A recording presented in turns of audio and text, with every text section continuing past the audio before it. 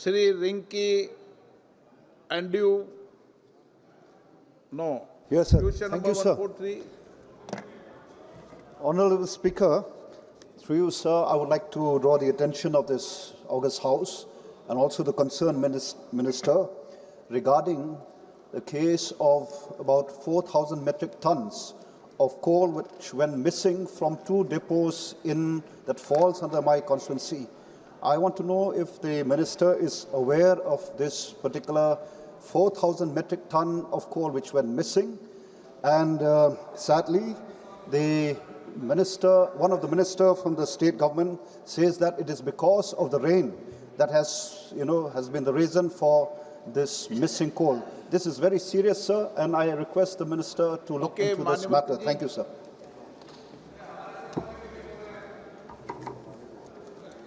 आदरणीय अध्यक्ष जी, ये प्रश्न से संबंध नहीं है मगर नॉर्थ ईस्ट का है।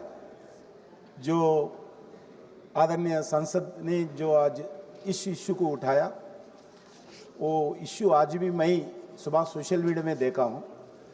जो इलीगल कोल का हो, जो कोल पानी के कारण जो मिसिंग है, वो बिल्कुल हमारा कोल इंडिया का, गवर्नमेंट ऑफ इंडिया का, कोल पीएससी का कोई संबंध नहीं है। मगर not that I'm trying to justify myself or for the state, just would like to remind us that Meghalaya is one of the highest rainfall. So being the highest rainfall, and anything could happen. If you remember, where there's one allegation mentioning that because of the soil and because of the rain in Meghalaya, that the flood happened in Assam. And especially from East India Hills, all those water, it goes to Bangladesh. So never know, it could be because of the rain it carried away. Being the highest rainfall, chances is very high. So still then, I cannot blame just the rain. It could be or it could be not there, but I really don't have any kind of details with me to say that whether there's any illegal. But I believe since we have the authority to look after this, there should not be any kind of practice illegally when it comes to transportation or mining, whatever it is. It should be as per law. So that is what I feel. And being the highest rainfall is very difficult to say that whether it's carried by the rain or is carried by any kind of transportation.